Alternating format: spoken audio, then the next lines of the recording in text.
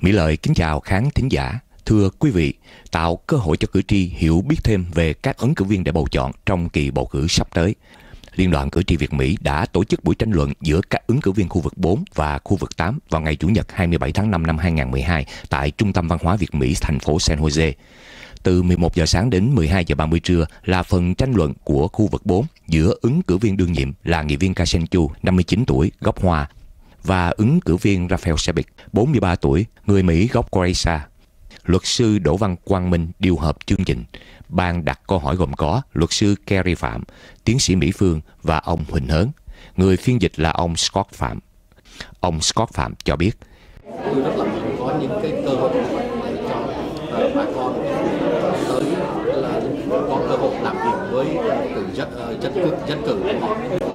Cựu ứng cử viên Minh Dương chia sẻ: người cử tri Việt Nam và người Việt tị nạn cộng sản chúng ta nói chung thì chúng ta hãy nên chọn một cái người nào mà có khả năng và sẽ có cơ hội rất cao để thực thi những cái nguyện vọng mà chúng ta ao ước được muốn. Có 3 ứng cử viên tranh cử chức nghị viên khu vực 4 thành phố San Jose, gồm có 2 ứng cử viên vừa kể.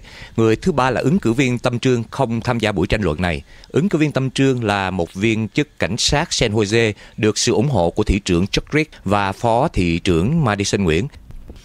Mời quý vị theo dõi toàn bộ cuộc tranh luận giữa 2 ứng cử viên khu vực 4 là Kansen Chu và Rafael Sabic.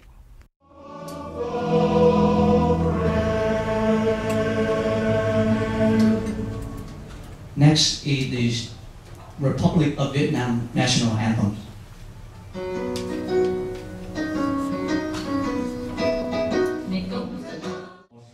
About freedom and democracy, and have paid their ultimate sacrifice with their lives. Moment of silence begin. Give a warm welcome to Mr. Đỗ Văn Quang Minh.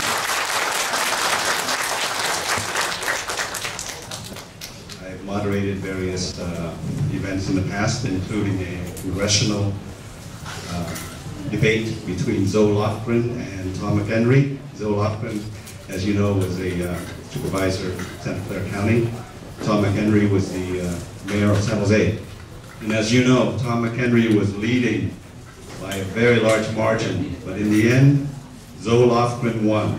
Okay, remember that? Okay. Tôi đã từng điều hành cuộc tranh luận giữa bà Zoe Lofgren và Tom McHenry. Zoe Lofgren là giám sát viên, trước đó là giám sát viên quận hạt Santa Clara. Tom McHenry là thị trưởng San Jose. Và chúng ta biết Tom McHenry dẫn Zoe Lofgren rất xa, nhưng mà khi đã kết thúc bầu cử, Zoe Lofgren đã thắng khít khao. Okay. So votes count, including just a few votes. In Orange County, Janet Nguyen beat Trung Nguyen for the Board of Supervisors by 6 votes. Nghĩa là Janet Nguyen thắng Trung Nguyen, giám sát viên Orange County bằng 6 phiếu. And as you know, the presidential debates very close. Và cái vụ tổng thống đó, bầu cử tổng thống năm 2000 giữa Bush với Gore đó cũng sẽ rất gần. So it's very important. Now, I'd like to, without further ado, just want to say that whoever puts on the debates, I would be more than happy to help. It doesn't have to be the group here. Any other group ask me, I will be more than happy. So that way people will think that I am fair. And this is supposed to be neutral and objective and impartial debate. And we're not, taking sides or anything.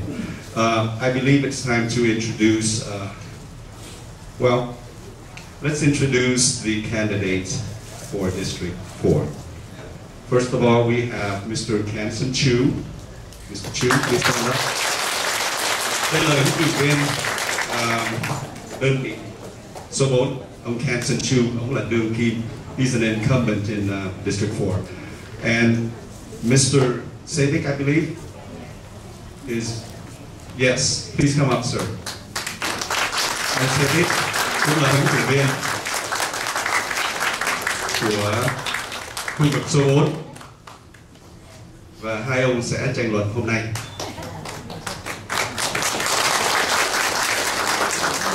Now I believe it's time to introduce the people who will be posing the questions. Is that okay? Right, that's what we're doing. Bây giờ tôi xin giới thiệu những người sẽ đặt những câu hỏi. The panelists, first of all, we have Cary Phạm. Cary Phạm, are you here? Please come up.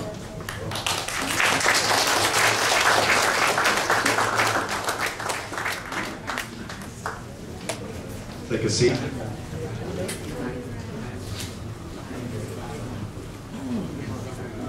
Mỹ Phương, are you here? You can remain standing, actually. And Philip Huỳnh, are you here? Huỳnh Hớn.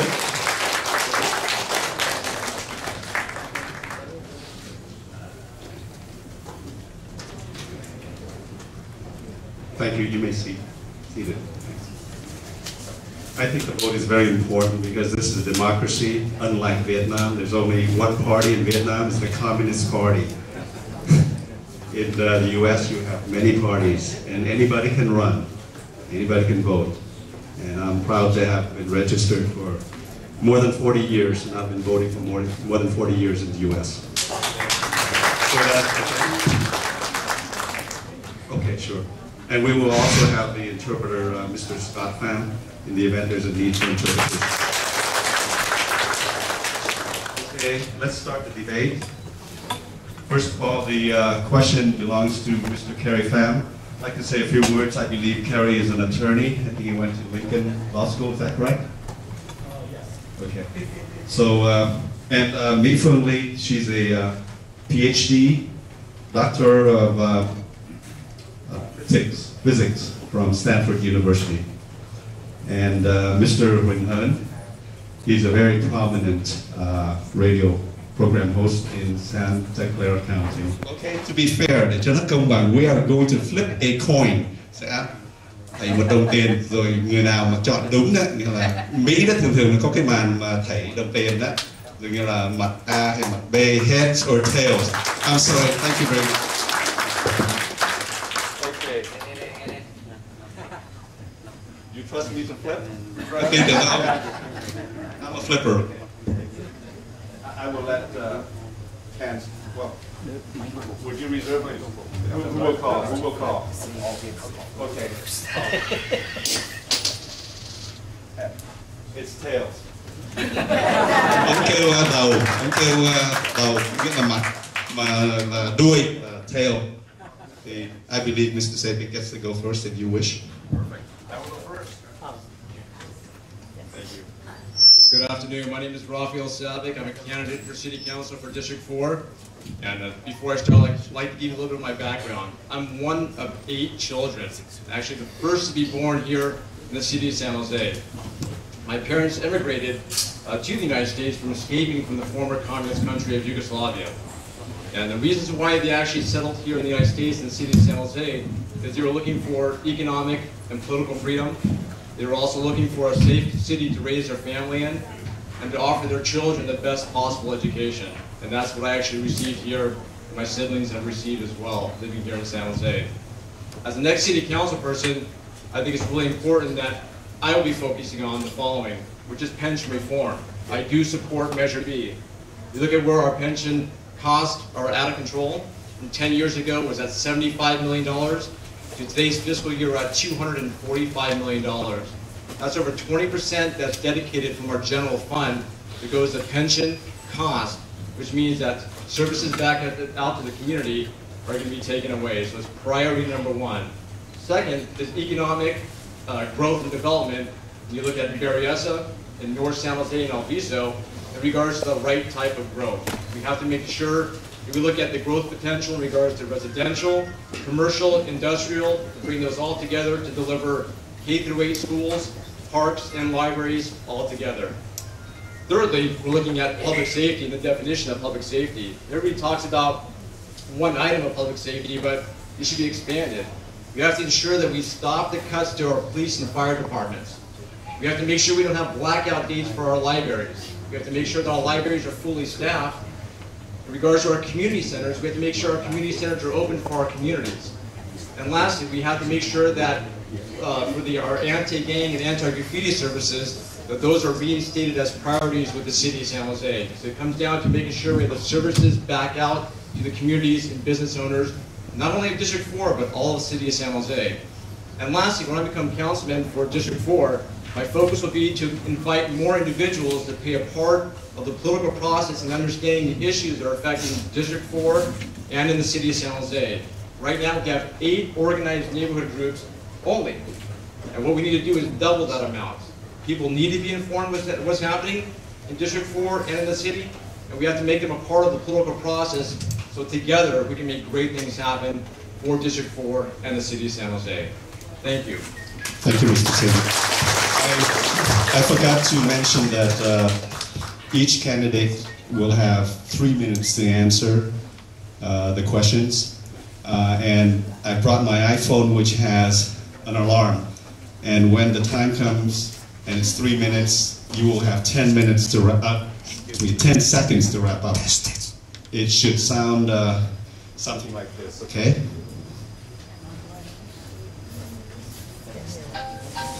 Okay, that means you have 10 more seconds to wrap it up. Mr. Interpreter, will you please interpret? Okay. Tôi tên là Rafael Sabic. Tôi là một trong 8 người anh em sinh ở nước Mỹ. Bố mẹ tôi đã từng ở nước Nam Tư Yugoslavia và di cư qua đây để tìm tự do về chính trị cũng như về kinh tế. Có lẽ 4 vấn đề tôi muốn chú trọng khi mà tôi trở thành người nghị viên của Hội đồng thành phố San Jose. Vấn đề quan trọng nhất là vấn đề cải cách về tiền hưu cho nhân viên nhà nước. Cách đây 10 năm thì cái số tiền chi phí cho tiền hưu để trả cho nhân viên nhà nước là 75 triệu. Bây giờ đã lên tới 245 triệu. Chúng ta đã mất nhiều các dịch vụ của thành phố tại vì chúng ta chi nhiều tiền cho vấn đề tiền hưu của nhân viên của thành phố. Vấn đề thứ hai, nếu mà tôi được chọn vô làm thành viên của Hội đồng thành phố San Jose là vấn đề mở mang về kinh tế để mà có thêm tiền thuế để mà xây dựng thêm công viên và thư viện cũng như trường học. Và vấn đề thứ ba tôi muốn chú trọng nếu khi mà tôi trở thành nghị viên thành phố là phải ngưng vấn đề cắt giảm nhân viên của cảnh sát và sở cứu hỏa cũng như cắt giảm vấn đề mà đóng cửa thư viện và các trung tâm hội đồng trung tâm của cộng đồng, và thêm nữa tôi cũng sẽ mang lại các dịch vụ mà chống băng đảng và chống vấn đề mà vẽ bậy bạ ở trên đường phố. Và cái mục tiêu thứ tư mà tôi cũng muốn làm nếu mà tôi được vô Hội đồng thành phố là mở mang cái phương thức cách sinh hoạt chính trị để mà có thêm nhân viên các dân cư của thành phố được tham dự vô cái phương cách tham gia chính trị. Bây giờ chúng ta có 8 hội về thành phố, chúng ta cần tăng gấp đôi để nhiều người được tham gia vô phương thức chính trị của thành phố này.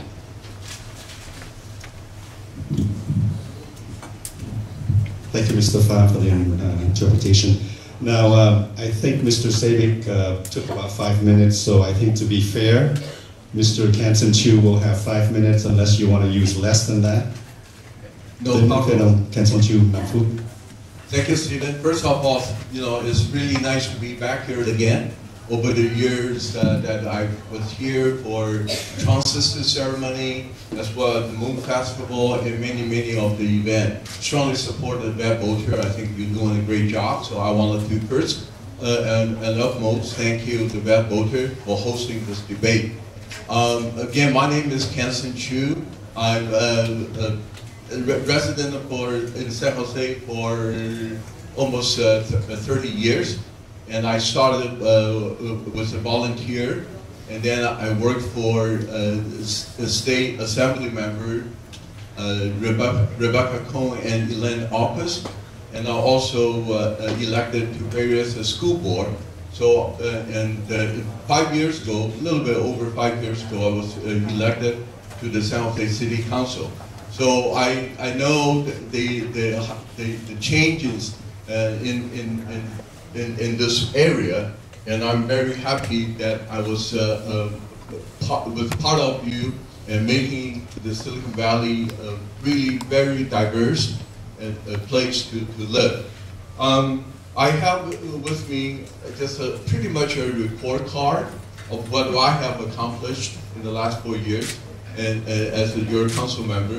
And the council member, city council, because San Jose being the largest city in the Bay Area and the 10th largest city in the United States and the 3rd largest city in California, we do have a lot of responsibilities. You know, I track problems in housing, transportation, public safety, land use, so on and so forth. And I'm very proud that I was selected by the San Jose City Council to represent the city at the Association of Bay Area Government, ABAC, which is the representative of all the local government from Santa Clara County all the way to the North Bay Marin County. And also, on your behalf, I serve on the California League of Cities, represent the city of San Jose, and participate a lot of discussion, not just for the city of San Jose, not just for the region of the Bay Area, but we make decisions that will affect the people up and down California. And I was also appointed by California League of Cities, LCC, to serve on a special committee called City, County, and School Board Association. And that's the association that dedicated to solve a lot of our education problems. So before I was elected to the council, many of you may know that I was a previous school board member. So I've been involved with the community for over 20 years. Not that I understand your problem. I live through the struggle and the challenges that you have. And before I yield my time to the moderator, I'd like to also introduce my wife, Daisy Chu.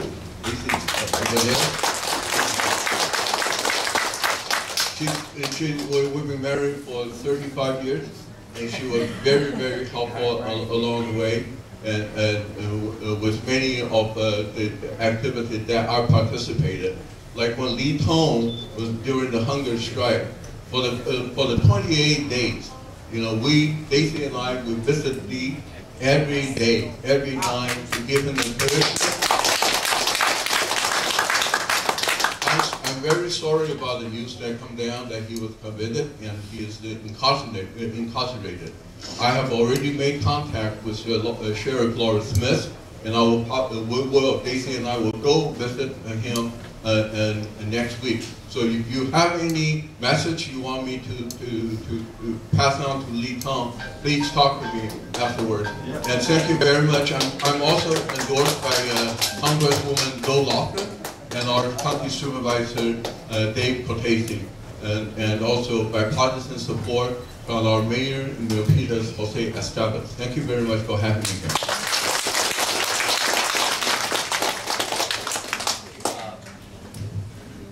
Tôi rất là mừng được trở lại trung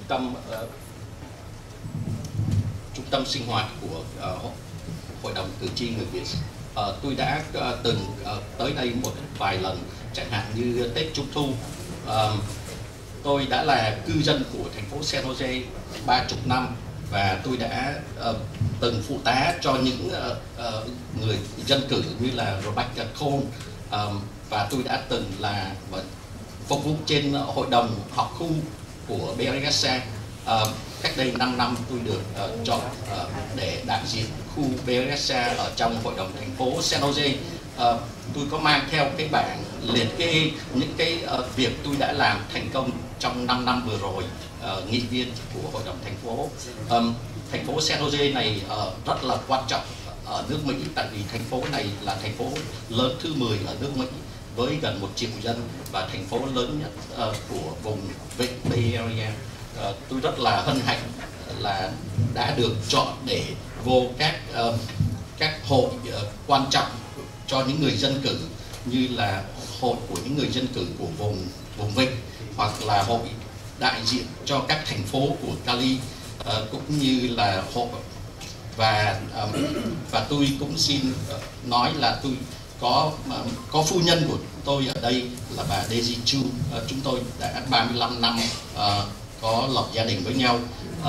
Và còn về vấn đề Lý Tống, vấn đề quan trọng của cộng đồng người Việt thì khi mà anh Lý Tống nghĩa là hồi cách đây mấy năm tranh đấu cho Little Saigon mà tuyệt thực thì tôi đã thăm viếng suốt 28 ngày. Tôi rất là buồn là mới đây anh đã bị bắt và bị kết tội. Tôi sẽ tới thăm anh Lý Tống, và nếu quý vị nào muốn nhắn tin cho anh hùng Lý Tống xin gửi cho tôi. Tôi đã được một số người dân cử quan trọng đề cử và ủng hộ trong cuộc tranh cử này là bà dân biểu liên bang Joe Logan, ông giám sát viên của quận là D. Cortese và ông thị trưởng thành phố Milpitas Jose Esteves. Cảm ơn. Thank you, Mr. Phạm. Bây giờ đến phần đặt câu hỏi cho những ứng cử viên, và người đầu tiên đặt là Cary Phạm, là luật sư.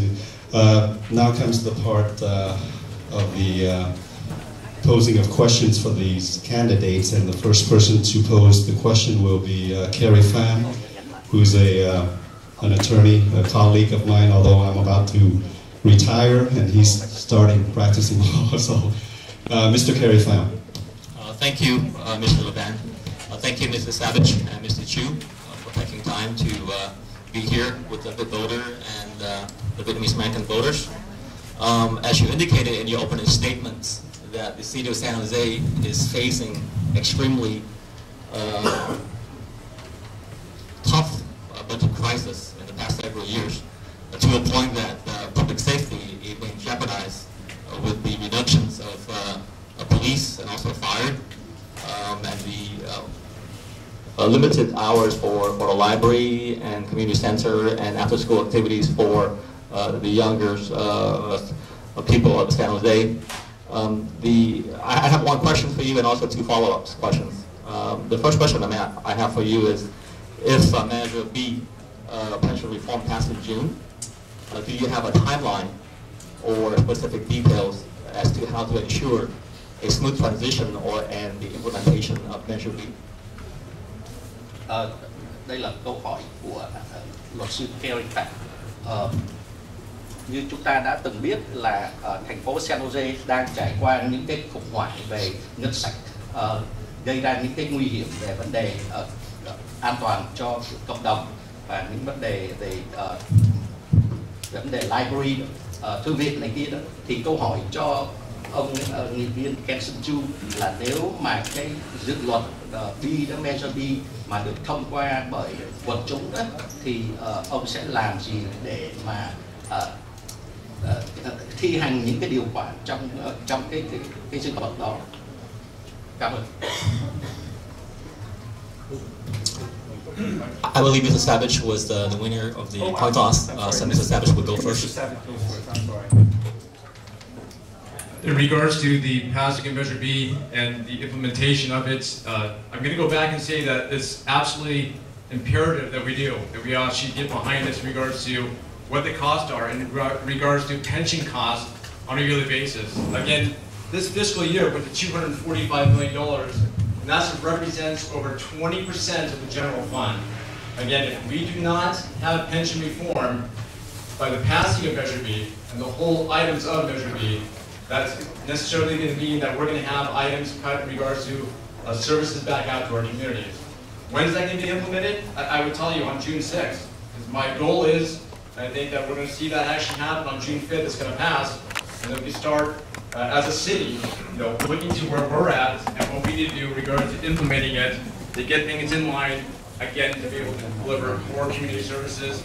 Again, no cuts to police and the fire departments, having our libraries open with any blackout days and having fully staffed, having our community centers open for our communities, and again, doing what we need to do in regards to providing services back out to the community.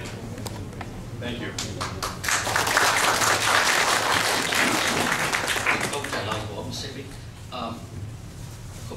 vấn đề chi tiêu, về vấn đề tiền về hưu của nhân viên nhà nước là bây giờ là 245 triệu, có nghĩa là 20% của ngân sách của thành phố.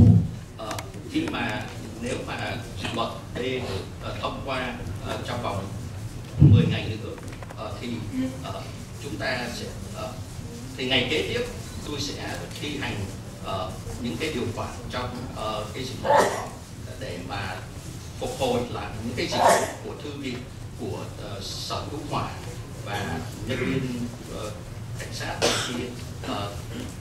Ngay lập tức tôi sẽ thi hành những cái điều khoản đó nếu mà dự luật B được thông qua. I believe there's a follow-up question by Mr. Fan.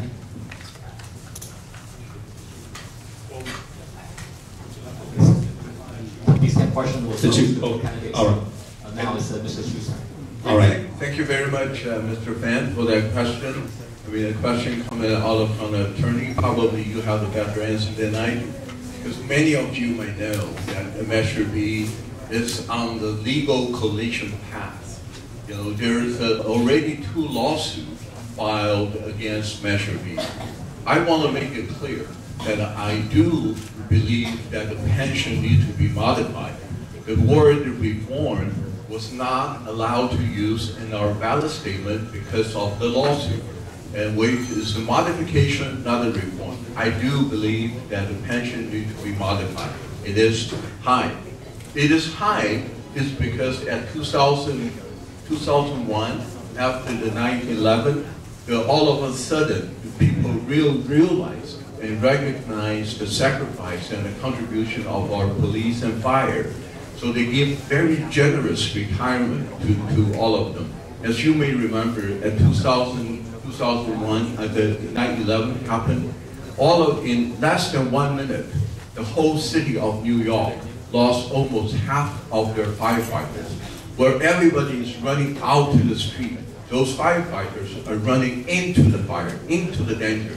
So at that time, the leaders, not just the city of San Jose, but California and the nation, recognize the sacrifice and the services that the law enforcement, as well as our public safety personnel, have to endure. So they give them a very generous pension benefit. Based on what? How do they know that? Why would they give them? You know, I mentioned the reason of their sacrifice.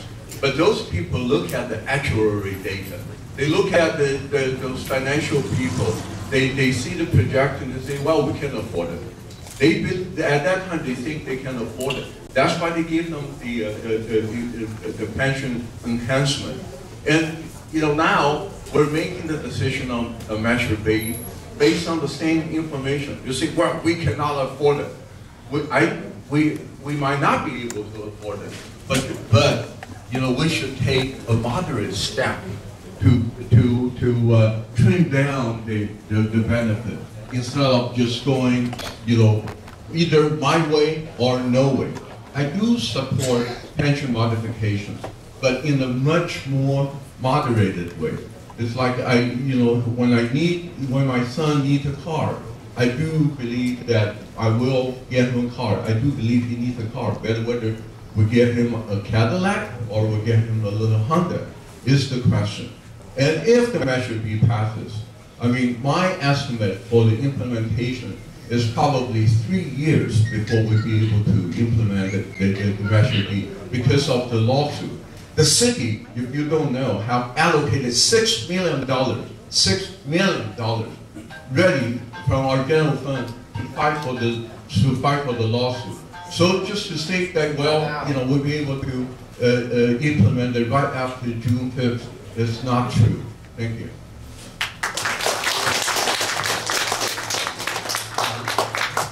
Liên quan tới dự luật thì vấn đề về luật pháp đang sắp sửa đụng độ, tại vì chúng ta đang có 2 cái vụ kiện đã và đang xảy ra liên quan tới vấn đề cải cách về tiền thu cho nhân viên nhà nước.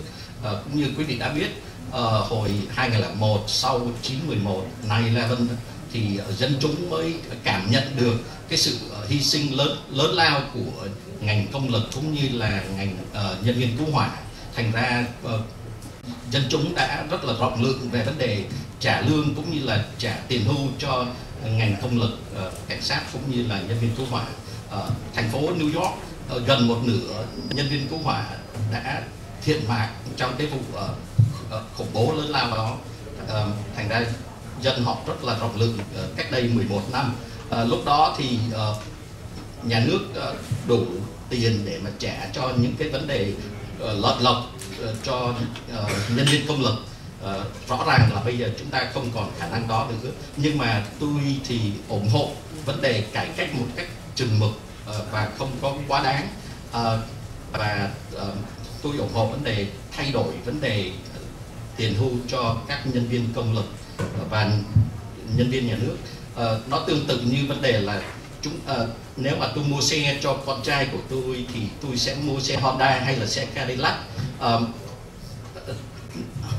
10 hoặc là 15 ngày nữa, nếu mà dự luật B được thông qua thì tôi nghĩ là có lẽ 3 năm nữa thì những cái điều khoản trong cái dự luật đó mới được thi hành. Tại vì tôi gần như chắc chắn là sẽ có những vụ kiện tụng. Thành phố đã bỏ ra 6 triệu để sẵn sàng cho vấn đề kiện tụng về vấn đề dự luật B. Xin cảm ơn. I believe Mr. Fan has a follow-up question. Yes, this follow-up question is for Mrs. Sabic. You would have 3 minutes to answer, and Mrs. Chu would have 3 minutes to rebut. You indicated that you are supporting Measure B. If elected as a city councilman, how would you deal with the legal challenges that would be facing, the city would be facing? And on a more personal note, how would you explain to the police officer or fireman who have retired, served the city well over the past over 20 or 30 years, and who are now retired, and now facing a cut in their pension checks? And on a personal note like that, how would you explain to them in terms of fairness and reasonableness of the Measure B? Yeah. Câu hỏi theo sau của luật sư Cary Phạm là muốn ứng cử viên đáp lại là nếu mà dự luật B được thông qua thì quý vị sẽ làm gì để đối phó với những cái vấn đề luật pháp sẽ gần như chắc chắn sẽ xảy ra, và quý vị sẽ làm gì để mà trả lời với những người nhân viên công lực cũng như là nhân viên cứu hỏa mà họ đã bỏ ra 20-30 năm với một sự mong muốn là khi về hưu họ có những cái lợi lộc gì, thì xin hai ứng cử viên trả lời câu hỏi đó. Ông Sabic sẽ có 3 phút, 3 minutes to respond to that follow-up question. Perfect. Great question, Cary. And just want to point out that the city of San Jose is looking at a deficit this next fiscal year of $25 million. So where's that $25 million going to come from? It comes down to the city of San Jose getting their own house in order in regards to their out-of-control costs. And that's why, again, I'm going to support Measure B.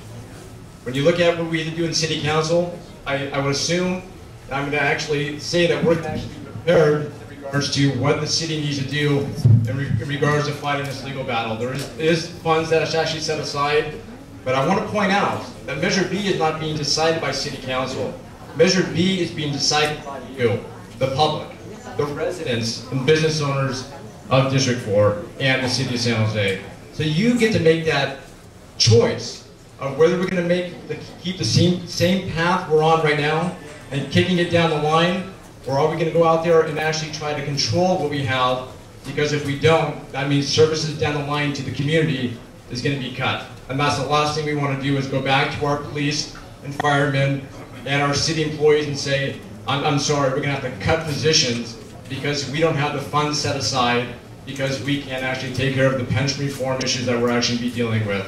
We have to be prepared, we have to be focused, we have to be united in regards to what the city needs, again, into delivering core community services back out to the community. Thank you.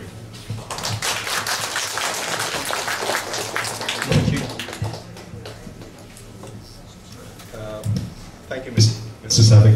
You only took a minute and a half. So.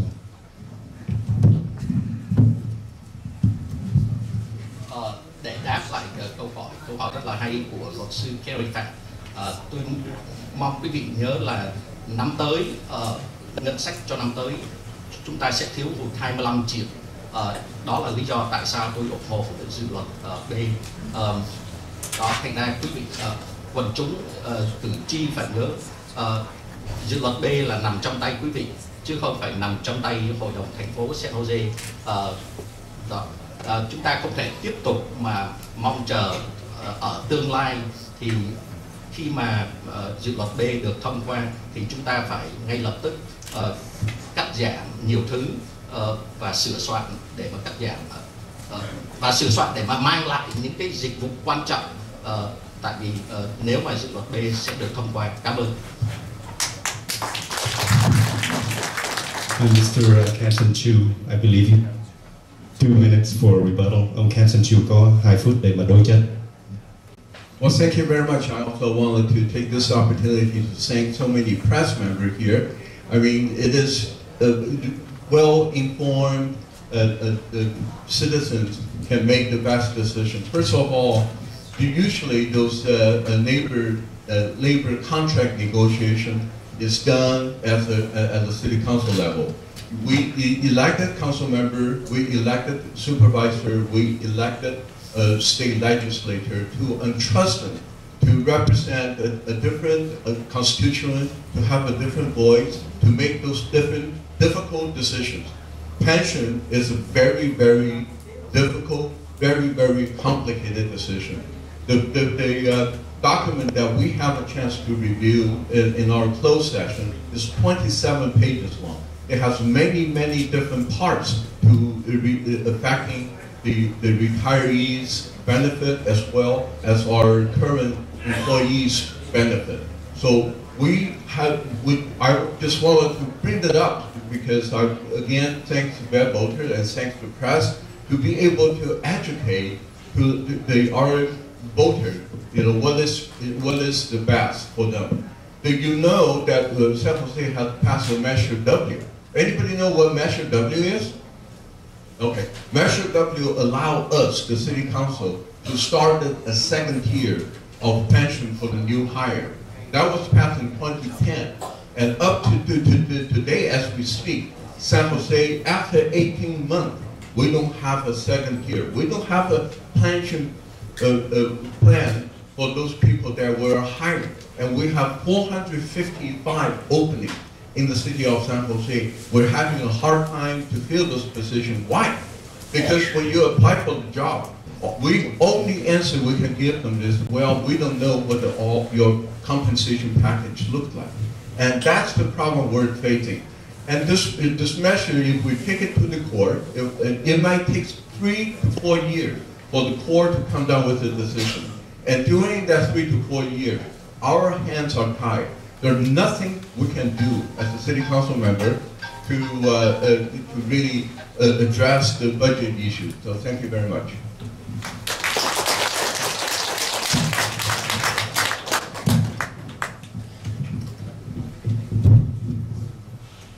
Cảm ơn là giới truyền thông có mặt ở đây.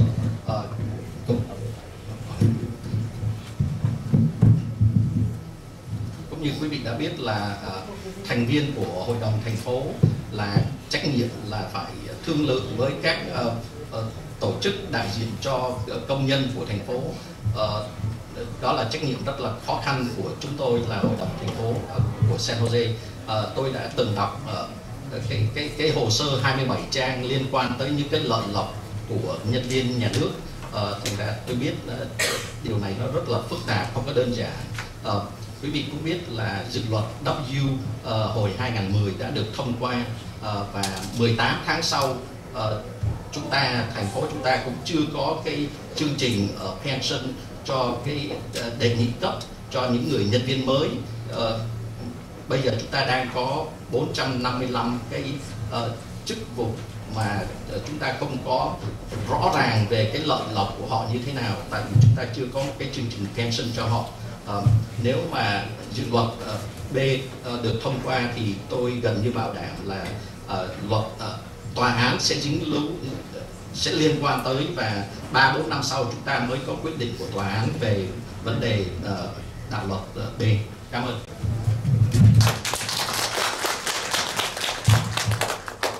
Okay, I believe I have one last follow-up question. This one is for Mr. Chu. You indicated that you agree in principle that the city of San Jose needed to have a pension modification. However, you do not support Measure B as written. If Measure B does not pass and the city of San Jose continue to have budget deficit, how would you go about to find the funding sources for a public safety program such as after-school activities, extended the library hours, having after program for the youth of the city of San Jose?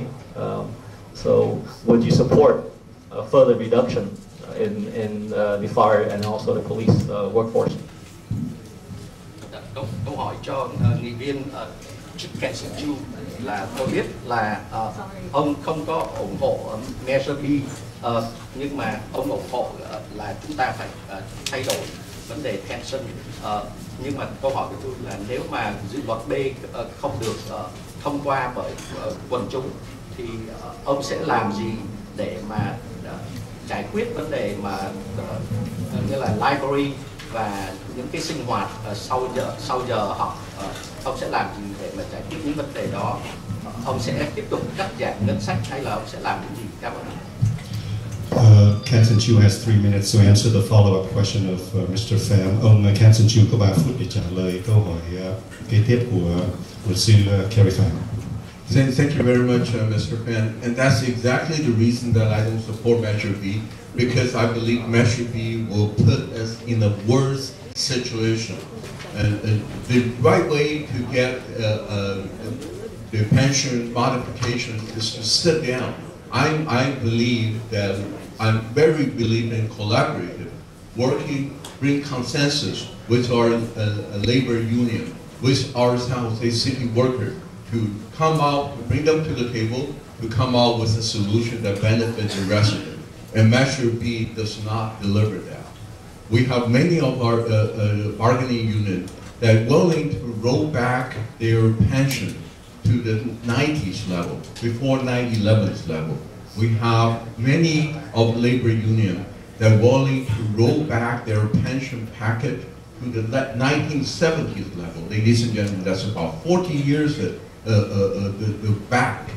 But, you know, the mayor took a position to either my way or no way. And that's the situation that we are in. It is a scary, kind of a scary tactic that they were playing. Like if you, the state governor wants to get his way implemented, he was just talking about strengthening, cutting the education fund. And in the city of San Jose, people are really, really concerned about public safety. So they would say, well, if you don't pass that, we're going to cut public safety. Ladies and gentlemen, city of San Jose has a total budget of $2.6 billion. So a lot of times it is really the priority, how as the council member, as your civic leader, to make the best decision for the citizen. The Measure B is just a 1-2 punch of the mayor's plan. You know, either way, whether we pass Measure B or not, you will see a tax measure on the ballot for November. They will increase the tax to pay for a lot of needed infrastructure of police and library hours. So that's really the solution that some of our leaders see right now, is to use the Measure B to be able to force a stiff tax increase in November. I believe that if we sit down collaboratively with the bargaining unit, they are so willing to come to the table and come out with a solution that benefit not just the workers, but also the citizens of San Jose, without spending the money on the ballot, without spending the money to fight in court. Again, to fight in court was really, really a very big concern of mine.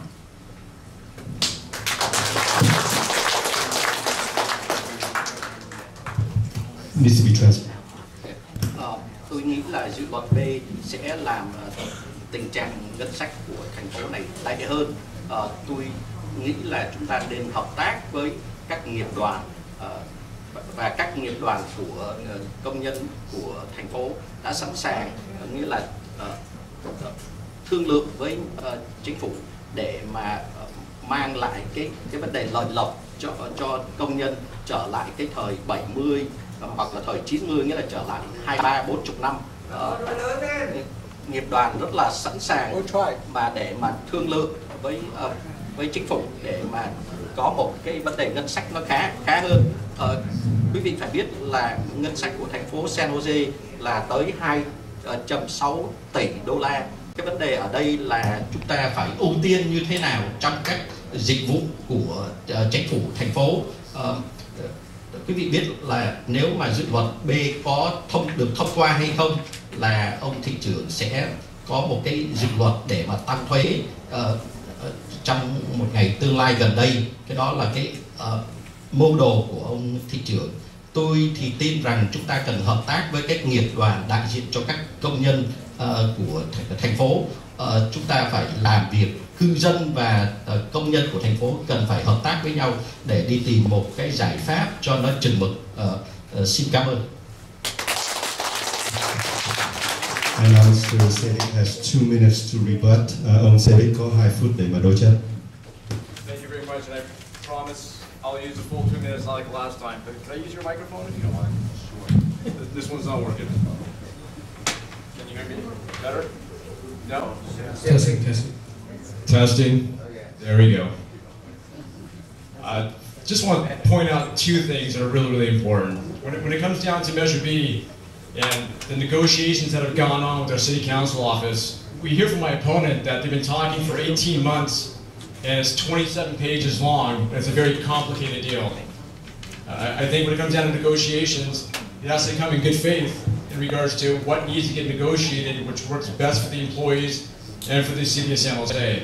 If it's been 18 months already and we haven't had any resolution whatsoever, can you hear me? Yeah. I apologize. It's time to take directive action with the city itself in regards to what needs to transpire to make sure we have our costs under control. Can you hear me now? Do I get an extra minute now? That's fine. Thank you. When it comes down to regards to, our opponent mentions this tax is going to be on the November ballot. And part of what the talk is the city wants to go ahead and raise the sales tax in regards to road improvements. And that's priority number 1. It'd be simply for road improvements and for nothing else. Measure B takes care of what we need to do in regards to pension costs.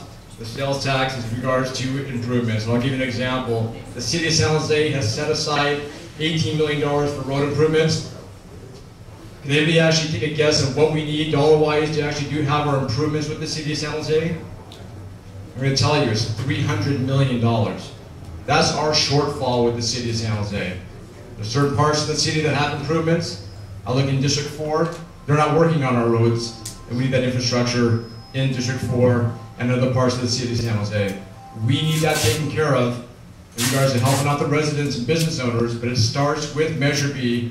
It starts in regards to controlling our costs to offer the services back out to our communities. Thank you.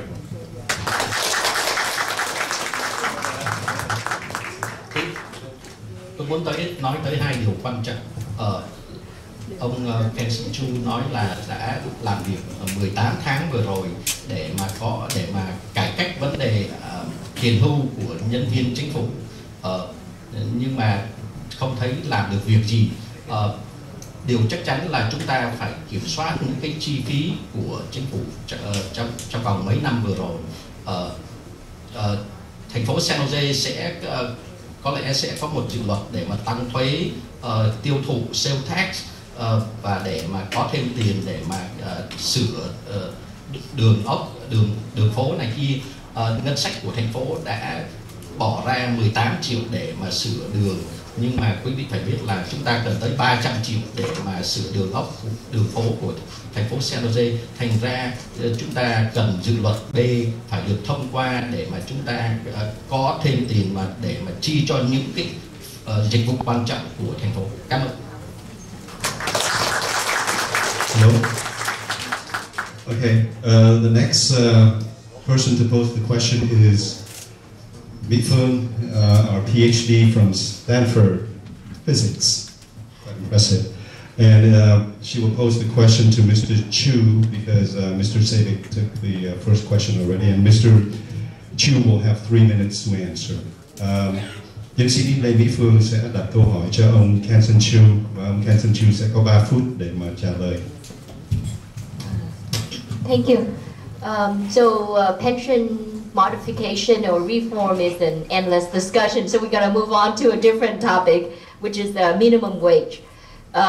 So despite pressure by low-income workers and college students and their supporters to adopt a $10 minimum wage ordinance, the San Jose City Council, as you know, a week ago have agreed to let the voters to decide these thorny issues in November election, giving the residents and business owners more time to weigh in. My question is, what is your position in these issues and why? And I would like to ask this question to both, but start with Mr. Kansen Chu first, and then after that will be Mr. Sabic. Thank you. Chúng ta về vấn đề tiền hưu của nhân viên thành phố, chúng ta có thể thảo luận mãi mà không chấm dứt. Tôi xin thay đổi cái chiều hướng và cái trọng tâm bây giờ tôi nói tới cái tiền lương tối thiểu của một người làm việc trong thành phố San Jose này, 10 đồng 1 giờ. Thì chúng ta biết là mới đây thành phố San Jose đã quyết định để cho cư dân nghĩa là giải quyết vấn đề này là có nên tăng tiền lương tối thiểu lên 10 đồng hay không. Thì xin hai ứng cử viên trả lời câu hỏi này.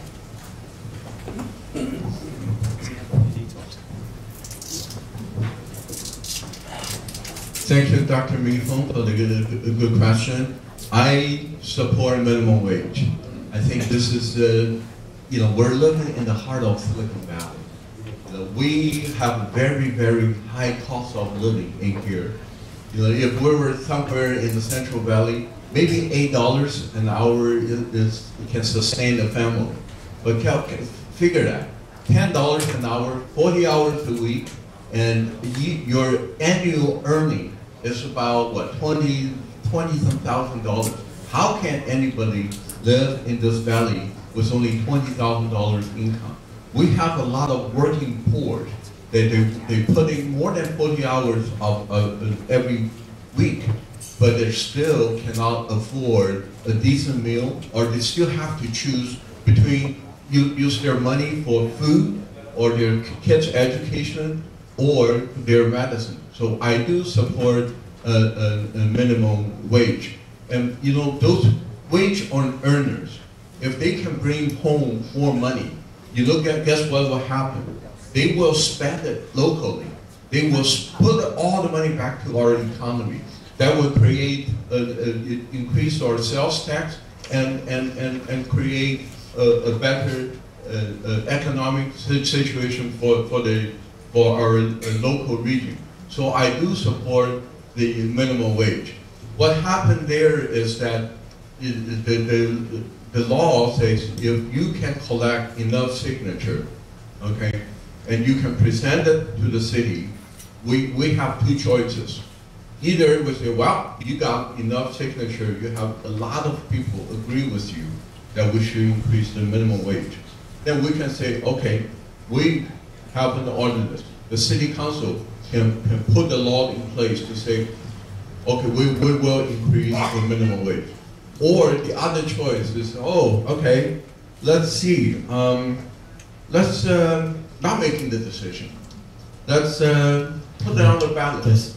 And putting it on the ballot will cost the city about $800,000 to put it on the ballot. It's not cheap because you have to print all those materials and mail it to the voters, and then you have to have the registered voter to monitor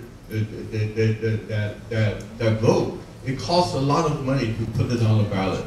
I believe that we could, have the courage to say yes, since we have collected enough signature that over the threshold of the law requires, we should have the courage to say implement the higher minimum wage instead of spending another $850,000 on another ballot measure for the voter to decide.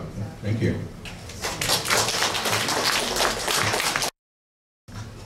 Tôi ủng hộ vấn đề tăng tiền lương tối thiểu từ 8 đồng lên 10 đồng. Tôi nghĩ là 8 đồng một tiếng không đủ. 8 đồng một tiếng thì có nghĩa là cỡ $20,000 một năm không đủ để mà nuôi một gia đình. Có những người có việc làm hơn 40 tiếng một tuần mà họ vẫn không đủ để sống trong thành phố này. Họ vẫn phải chọn, một là tiêu tiền cho thực phẩm để sinh sống, hai là mua thuốc hoặc đi bác sĩ, ba là trả tiền vẫn liên quan tới vấn đề học vấn. Nếu mà quý vị biết là nếu chúng ta tăng tiền lương tối thiểu lên 10 đồng thì người dân ở đây họ sẽ có thêm tiền để mà họ tiêu, thì tiền thuế thu nhập của thành phố, thuế tiêu thụ sẽ tăng lên, thì thành phố có thêm lợi tức để mà chi cho những dịch vụ cần thiết. Chúng ta biết là một số cư dân đã bắt đầu thu thập chữ ký để mà bỏ cái vấn đề này lên để cho dân quyết định. Nhưng tôi nghĩ là nghị viên thành phố phải có sự can đảm để mà quyết định cái vấn đề này, không cần phải để dân quyết định. Tại vì nếu mà để dân quyết định bằng lá phiếu sẽ tốn hơn $800,000. Tôi nghĩ thành phố San Jose phải quyết định vấn đề này. Cảm ơn. And Mr. Sabic, your turn. Thank you very much. Really good question. I'm in full support of the minimum wage increase to $10 an hour. It's worked in the city of San Francisco, and then the argument has always been our business is going to shut down, or the cost can be passed on to consumers. And it's actually worked in San Francisco. It's going to work here in San Jose, because when I look at the city of San Jose and Silicon Valley as a whole, it's a very expensive place to live. I mean, home prices are increasing. If you look at rents from 2011 to 2012, there's actually a 14% increase in rents. So when you're actually paying more to those, there's a lot less you could actually spend for the funds you have to spend out in the city itself. That, again, if you buy locally, you're going to be able to actually go ahead and spend locally, and the city benefits as a whole. I'm not going to take the full minute because I'm in absolute support of the minimum wage increase, and I hope it does pass. We're going to find out on November of the next ballot measure. Thank you.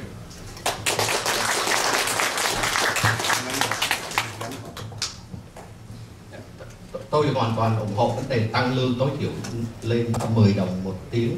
Thành phố San Francisco đã giải quyết vấn đề này một cách như là tốt đẹp. Chúng ta không nên lo lắng về cái hậu quả của nó. Chúng ta biết là sống ở thành phố San Jose này rất là mắc, chi phí rất là nhiều. Trong khi cái chi phí của tiền mướn nhà trong vòng 2-3 năm nay đã tăng 14%, thành ra tiền lợi tức lương của công nhân cũng phải tăng một cách tương đương như vậy. The follow-up question, Dr. Lê Mỹ Phương. The thing is, we're short on time, so you can. Yeah, I'll make it quick. Right. Okay. So it's good that both of you take the same position. So this will be maybe 2-minute answer to my next question. So you know that the Vietnamese community have a lot of small business. That's how we contribute a lot to our city. So if this passes, it could impact them a lot. So what would you say to a small business owner who say, you know, right now the economy is still recovering. We're not fully recovered yet. So his revenue can only afford to pay, say, 4 employees currently. If it increased with $10 from $8, now he can only afford, say, 3. He's going to have to lay off one of them, right? So he would that now one family will be impacted, and then he may even move his business out of city of San Jose. So is now a good time for an increase in minimum wage?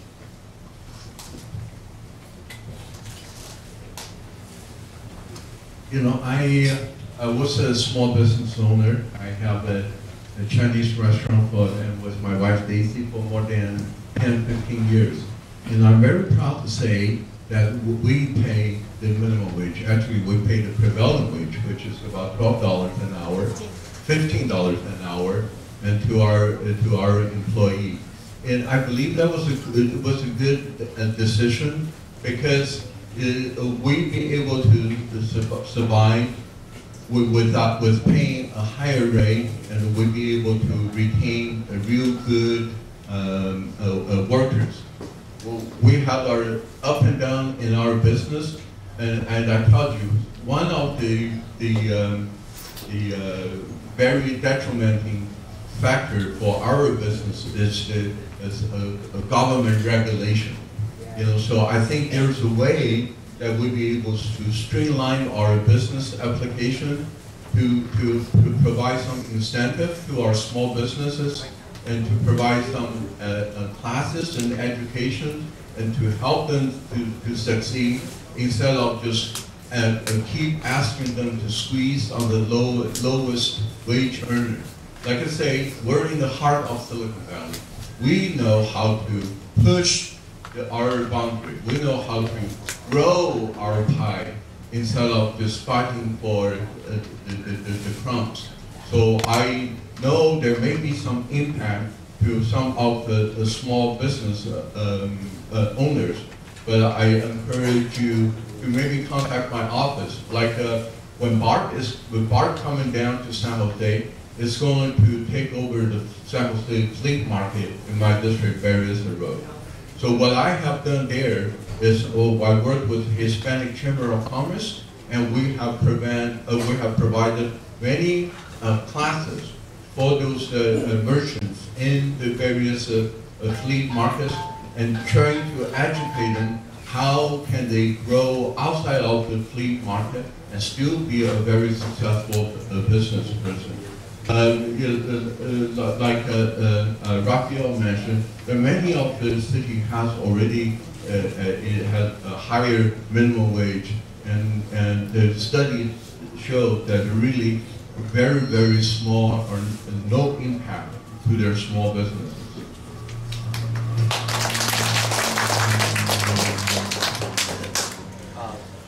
Quý vị đã cần biết là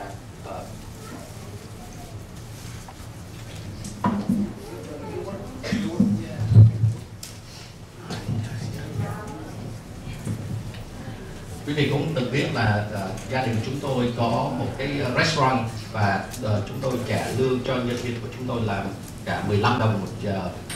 Cái vấn đề khó khăn ở đây là về cái quy luật lệ của chính phủ liên quan tới vấn đề mà mở một cái cửa tiệm hoặc là một cái doanh nghiệp này kia, thì thành phố cần phải đơn giản hóa những vấn đề mà đơn từ để mà mở một doanh nghiệp, hoặc là mở những lớp này kia để cho những người chủ nhân của các doanh nghiệp đó tìm cách mà làm việc hữu hiệu ở thành phố San Jose. Và nếu mà những chủ nhân doanh nghiệp mà cảm thấy tăng lương nó ảnh hưởng về vấn đề doanh nghiệp của họ nên liên lạc với văn phòng của chúng tôi để tôi giúp đỡ. Cảm ơn. Okay, Mr. Chu would have 2 minutes. I cut it down because we're running out of time. Mr. Sabic would have 2 minutes as well. I just want to say that it's actually good that, as much as me and Kansen actually disagree on a lot of issues, that's one issue we actually agree upon. And it's never an easy issue to talk about, because when you're small business owners, there's costs associated to that. But that's one step I think we need to take in regards to making sure that individuals have that right to earn as much as they possibly can by having a minimum wage at $10 an hour. Now, when it comes down to what we need to do as a city, it is important that we actually look and focus on making sure we have things in place in regards to our residents, in regards to business owners who want to expand their business. One thing that we do in the city of San Jose is we have an ambassador program. We streamline the process, but we also need to have businesses come here in San Jose, because San Jose has turned into a housing community for the rest of Silicon Valley. We have to get away from that. We have to bring industry here and make it collectively all together to make the city of San Jose very, very strong. So as your next city council person, that's one thing I'm going to promote tremendously, is what we can do to actually bring businesses here, what we can do in regards to helping out business owners affected by this minimum wage increase, if there is an effect, is by us shopping local, us supporting our local business owners, shop in our neighborhoods, shop in our communities. You don't have to shop outside the city of San Jose. Let's shop within and let's support together, and we'll make this an easy transition. Thank you.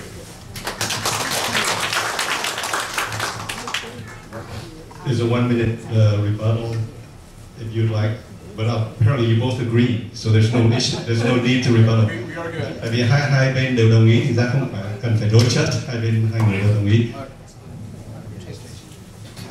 Khi đó tôi đồng ý với ông Kansen Chu về vấn đề lương tối thiểu này. Chúng ta cần đơn giản hóa cái thủ tục để mà trợ giúp các doanh nghiệp mà có mặt ở thành phố San Jose. Quý vị phải cần biết là thành phố San Jose đã trở thành một cái cộng đồng để mà cho dân ở, mà vấn đề thương mại đang kém đi, doanh nghiệp đang biến mất. Thành ra chúng ta cũng phải tìm cách mang các doanh nghiệp tới thành phố San Jose. Một trong những phương thức đó là chúng ta phải tiêu thụ ở chính địa phương của chúng ta ở thành phố San Jose. Cảm ơn. Last question to Mr. Huỳnh Hớn. Anh Huỳnh Hớn là cái người hỏi cuối cùng, và vì thời gian ngắn thì chúng tôi có 3 phút cho mỗi bên trả lời, cho mỗi người trả lời. Good afternoon, everyone, and good afternoon, candidates. Best wishes to all of you. And I hope that whoever come out a winner in June will find a way to equip this center with better sounding. You agree? And my question will be very short, no follow-up question. Very straight, direct, but this is a concern that I heard again and again within our Vietnamese community and also from our listener. As you might as well know, that San Jose City has 100,000 Vietnamese American currently living in this city for the last 37 years. Do you know if there is a place in San Jose that is currently designed for the Vietnamese American activities such as heritage bonding, cultural activities, language classes? As a council member, would you support a forming of the Vietnamese American Community Center in your district? This is for Mr. Sabic. Yeah, I believe it's his turn. Now, if I could just repeat the question, it's about having a Vietnamese community center within District 4. Yes, sir. I would absolutely agree to that. And I think that we need to support not just the Vietnamese community, but all communities, because we all come here from a different background. My parents, again, coming back from escaping from the former communist country of Yugoslavia. We all have come here for a reason, to take advantage of the opportunities we have here and collectively work together as residents of the city of San Jose, Californians, and Americans. But to ask your question, absolutely I would support, and I would invite everyone from all communities to join us all together as one, because that'd be a great thing for not just for District 4, but also for the city of San Jose. Thank you.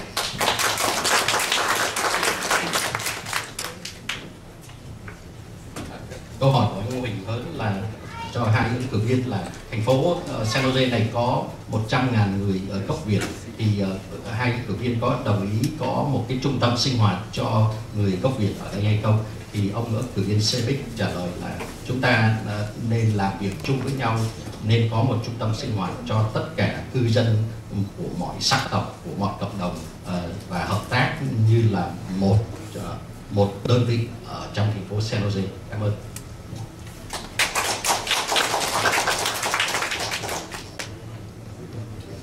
Thank you for the question. Like I've been a community activist for 20 years, I really know the need and the desire of the Vietnamese community. I actually, in 1980s, when I was a young engineer at IBM, my office mate is the Vietnamese American by the name of Kansen Chu. At that time, he just graduated from UC Davis, and we both hired around in the same time at IBM. And he and some other IBM engineers seized the need of the influx of the Vietnamese community and the fact they are very well educated back home, but they need some skill to work in the United States.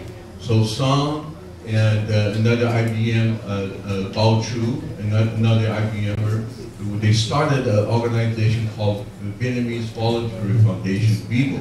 And I'm very, very honored that to say that I served on the VIVO board until I got elected to the city council.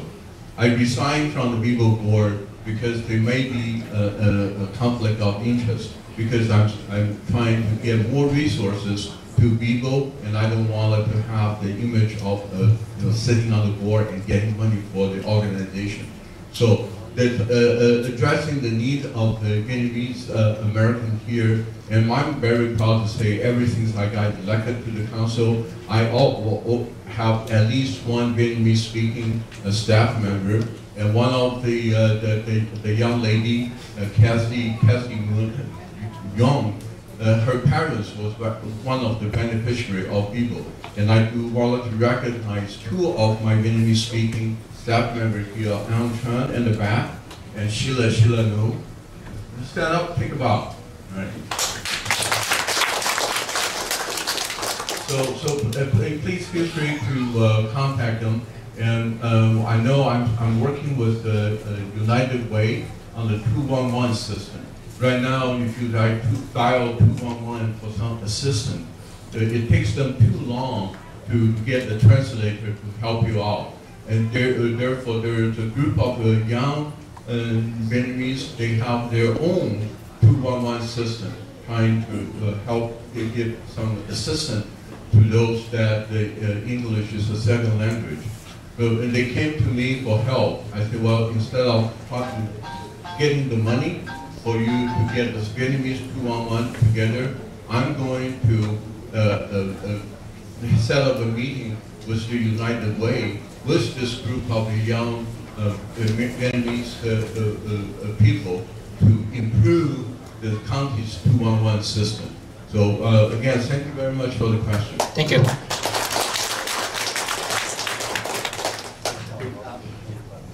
Tôi đã là một người sinh hoạt ở thành phố này cả 20 năm nay. Tôi hiểu rõ những sự mong muốn và nhu cầu của cộng đồng người gốc Việt. Tôi hồi cách đây 30 mấy năm tôi là kỹ sư của công ty IBM, thì tôi có quen những người kỹ sư gốc Việt và họ đã tập họp với nhau và họ tổ chức ra cái VIVO Việt Volunteer Foundation, và tôi đã từng phục vụ là một thành viên trong hội đồng quản trị, nhưng mà khi mà tôi trở thành là thành viên của hội đồng thành phố, tôi phải từ chức ở đó.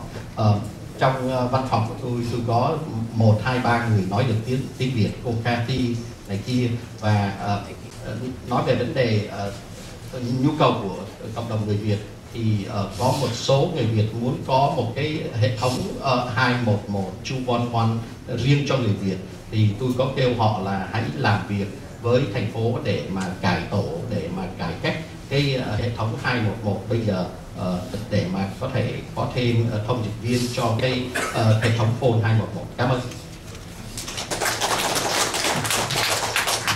There's no follow-up question and there's no rebuttal. Không có hỏi kế tiếp vấn đề này và cũng không đối chất. Bây giờ đến cái phần nghĩa là kết thúc của mỗi người. Actually, I still have one more question, and also the last question from this panel. Oh, I'm sorry. There's only question. Yeah, one more question. Oh, one more question. Yes, Okay, go ahead. Very short. As you know that us Vietnamese American come to the U.S. as refugee, and it's estimated 100,000 of us die during our journey seeking for freedom and democracy. Right now in Vietnam, the country to be violated grossly regarding human rights violation, imprisonment of patriotic songwriters, lawyers, and labor rights advocates. What is your stand on this issue, human rights in Vietnam? And also, if you get elected and one of the cities in Vietnam want to be a sister city with San Jose. Would you vote yes on that?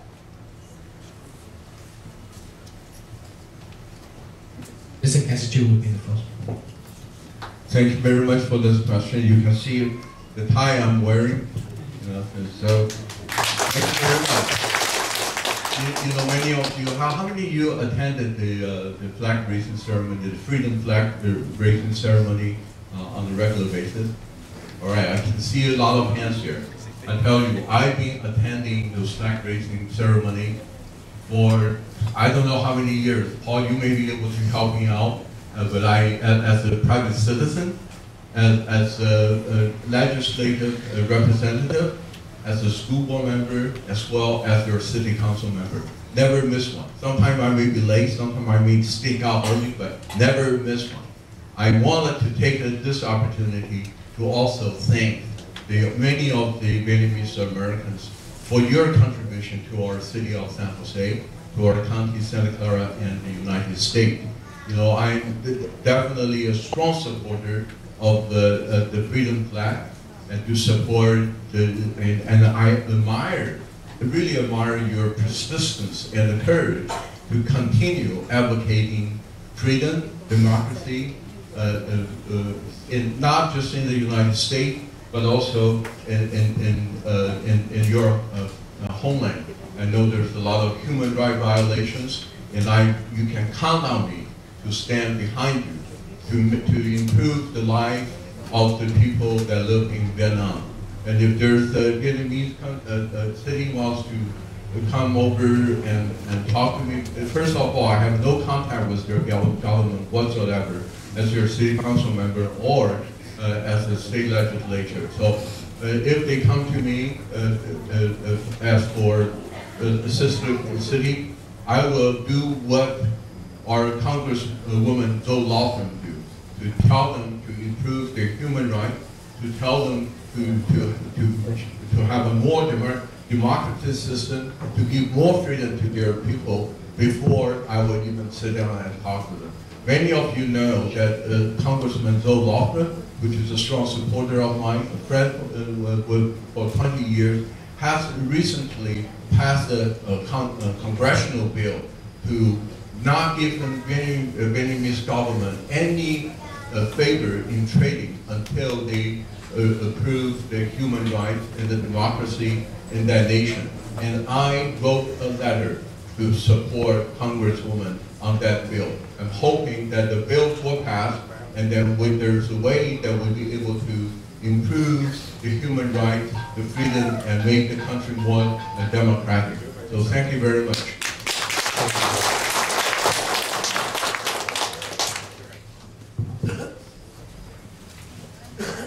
Câu hỏi cho hai ứng cử viên là quý vị biết là người gốc Việt ở đây đã từng là những người tị nạn của mấy chục năm trước, và cả hơn 100.000 người đã mất mạng để mà đi tìm tự do, và quý vị biết là vấn đề nhân quyền ở Việt Nam rất là tệ. Thì quý vị nghĩ sao khi mà đại diện của chính phủ Cộng sản Việt Nam muốn thiết lập một cái chương trình gọi là Sister City với thành phố San Jose đó, thì ông Chu có trả lời là cảm ơn, câu hỏi đó rất là hay. Tôi đã từng đi tham dự những buổi chào cờ của Việt Nam Cộng Hòa trong 20 năm nay. Tôi luôn luôn có mặt và tôi rất là ái mộ và ngưỡng mộ cái sự tranh đấu cho tự do dân chủ của cộng đồng người Việt.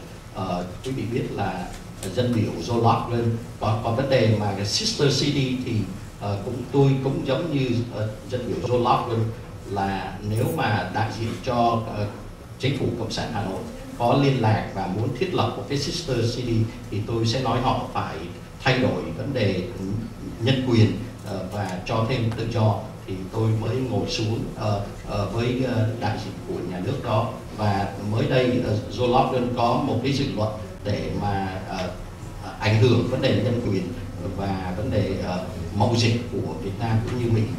Tôi ủng hộ cái dự luật đó của Rose Herrera. Cảm ơn. The last translation is including the panelists and the candidates, so it's a little bit long. No worries at all. Human rights and democracy, hit me here. I'll tell you a story.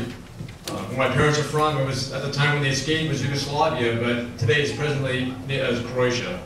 And during the war that happened from 1990 to 1995, I volunteered to go there to see my family, who I've never seen before. So I took a trip from San Jose. I was 22 at the time, flew to Germany to Croatia, and saw the destruction of war and what it took for people who wanted their freedom. And it's very sad. I saw a lot of people who died in this war. They fought for freedom, for human rights and representation within their own country. And I'm proud to say that my parents' country, which was once communist, became free. It's a free country. I hope we'll do everything I possibly can to support other nations that are out there that are looking for freedom as well too, in regards to their own democracy and human rights. That's one thing. In regards to a sister city from Vietnam, I welcome that. But I welcome that under democratic terms, where we could actually work together as a country, the United States, and also Vietnam, again, to promote human rights, democracy, because that's what we need. And again, from experience for myself and my parents' country, from what I've seen, from what the fight that you have fought, and have come to this country and sacrificed your lives, it will happen one day, because it happened for us as well too. Thank you. Tôi đã từng đi tới nước Nam Tư trong thập niên 90, thì tôi có thấy sự hy sinh ở đó rất là nhiều. Nước Nam Tư bây giờ là một nước tự do dân chủ, không còn cộng sản nữa. Thì nếu mà đại diện của chính phủ cộng sản Việt Nam liên lạc với tôi về vấn đề này, thì tôi cũng nói là họ phải cải tiến vấn đề tự do dân chủ nhân quyền, thì tôi mới ngồi xuống nói chuyện với họ. Cảm ơn. Thank you, Mr. Sabic. There's no additional questions or rebuttal or follow-up questions, but now it's the time for closing statements to try to convince the voters why they should be voting for you. Đến giai đoạn này là kết thúc, mỗi người sẽ có 3 phút để mà thuyết phục cử tri tại sao bỏ phiếu cho họ. And I believe Mr. Sabic started, so it would be Mr. Chu. Ông Chu. Thank you, Stephen. Thank you very much for coming and this beautiful weekend to listen to us. Again, I'm very proud to say that I ran for this city council 2 times already, because I was elected in a special election to replace Chuck Reed, who was succeeded as your mayor. So I ran for the first special election, and then I ran the second time for my first term. And this time I'm running for my final and last term of your city council member. And I wanted to just again bring to your attention to my report card. And I'm very, very proud to say that I have fulfilled all my campaign promises. Because words are cheap, we can say what I do, I can promise you this, I can promise you that, but you actually be able to implement those changes. That's the challenge.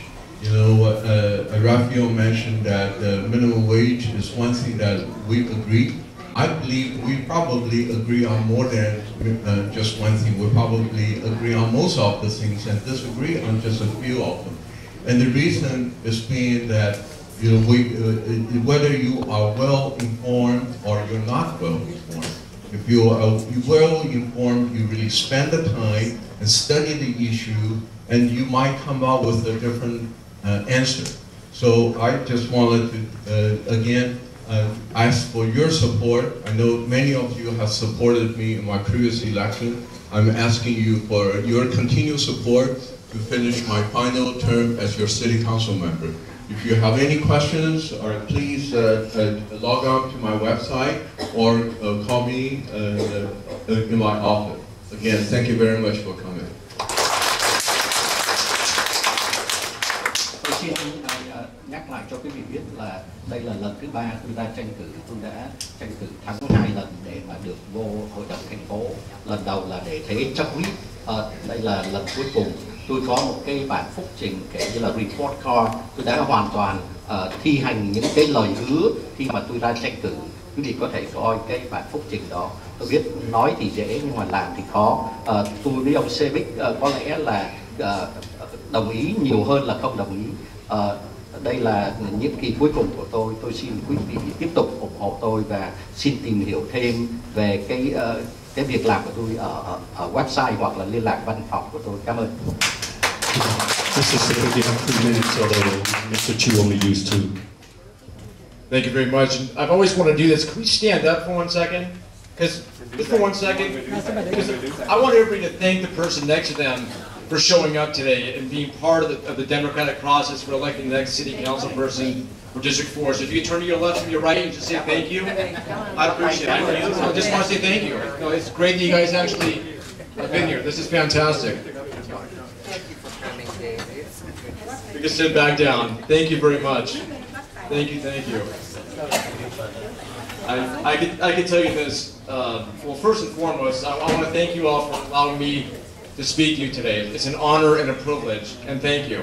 And I want to say thank you to my family, who's been very supportive since day one of my campaign. My lovely wife, Teresa, and our children, Nick and Monica. Nick just graduated from Piedmont Hills High School. He's going off to college, so we're going to be seeing him off to his whole college career, so we're excited.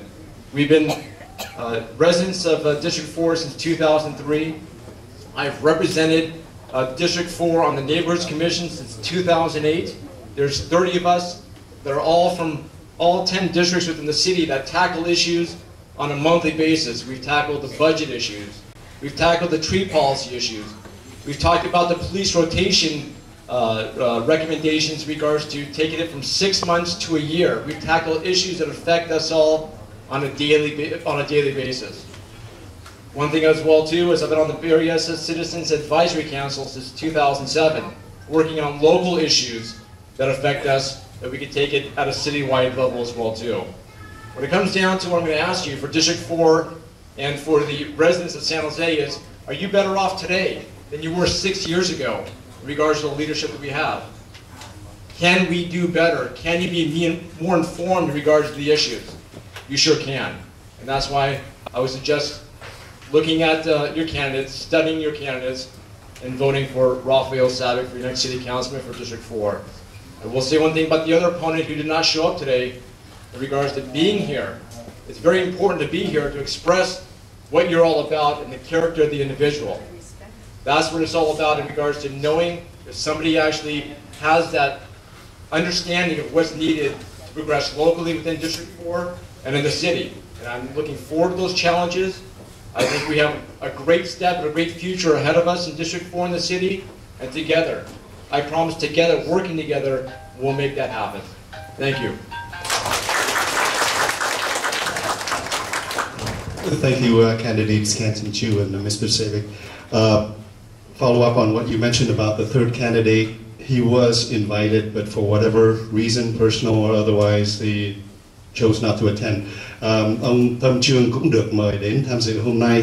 Có đó là ông đó là người Việt Nam, nhưng mà không hiểu lý do tại sao ông không có nhận lời.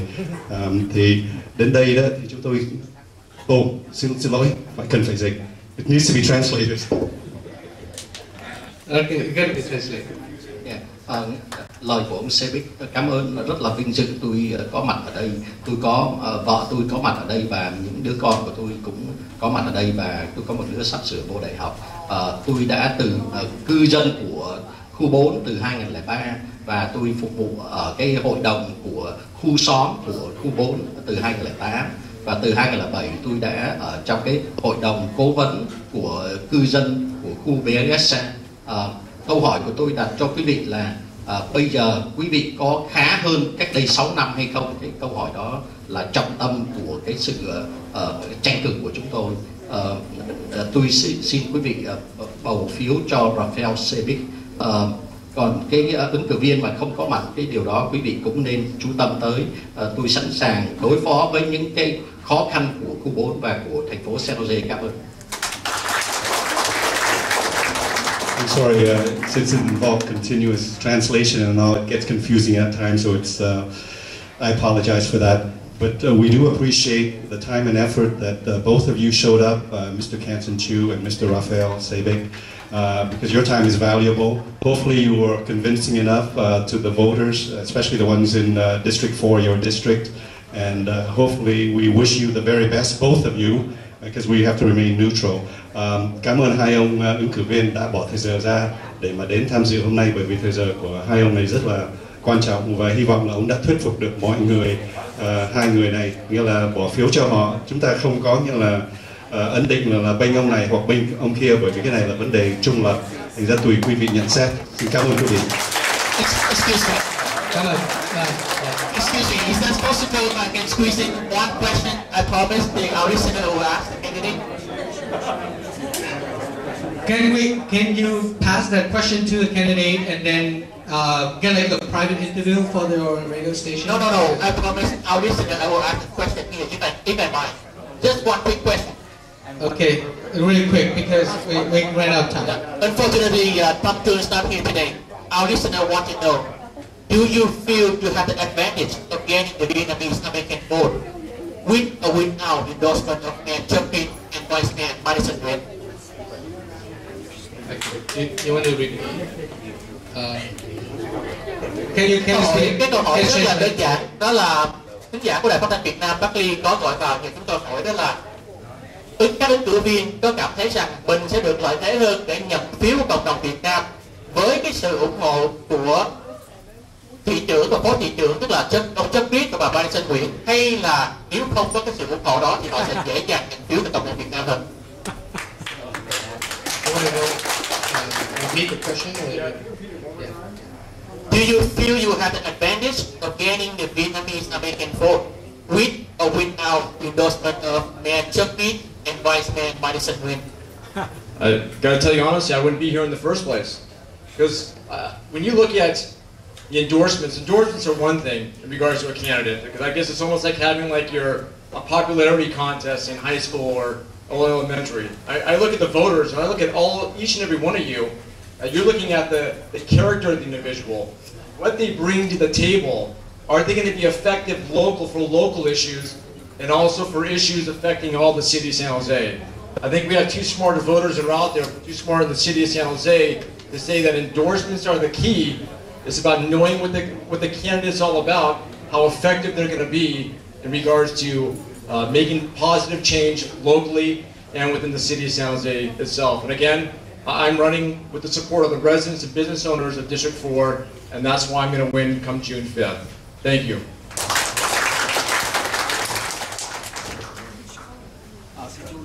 Tôi thì tôi chú tâm về những người cử tri chứ không phải là đi tìm những sự ủng hộ của các dân cử khác. Tôi nghĩ là khu 4, cư dân của khu 4 sẽ bỏ phiếu cho tôi tháng 6 này. Cảm ơn.